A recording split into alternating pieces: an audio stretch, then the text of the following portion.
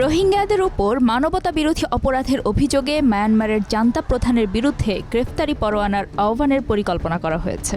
২৭ November আন্তর্জাতিক অপরাধ আদালতের প্রসিকিউটরের কার্যালয়ে এক বিবৃতিতে এই তথ্য জানিয়েছে। রয়টার্সের প্রতিবেদন বলছে, প্রধানত রোহিঙ্গা মুসলিমদের উপর নিপীড়নের অভিযোগে মিয়ানমারের সামরিক নেতা মিন অং হ্লাইংয়ের বিরুদ্ধে গ্রেপ্তারি পরোয়ানা চাইবেন প্রসিকিউটর।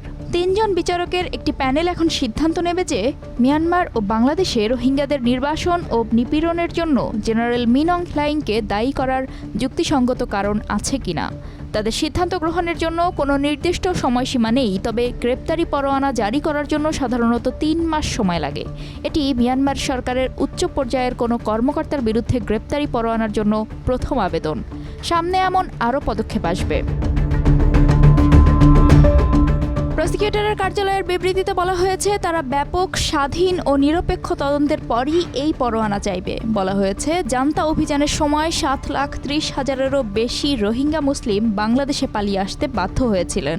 জাতিসংঘের তদন্তকারীদের মতে এই অভিযান পরিচালিত হয়েছিল গণহত্যার অভিপ্রায় নিয়ে।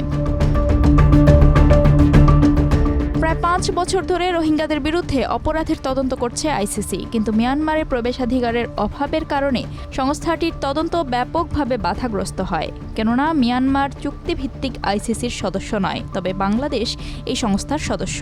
আর জান্তার অপরাধের আংশিক ভুক্তভোগী প্রতিবেশী এই দেশটি। এই কারণে ২০১৮ এবং ২০১৯ সালের রায়ে বিচারকরা ঘোষণা দেন, সংঘটিত আন্তঃসীমান্ত অপরাধের বিষয়ে আদালতের এখতিয়ার রয়েছে এবং আনুষ্ঠানিক তদন্ত করা যেতে পারে।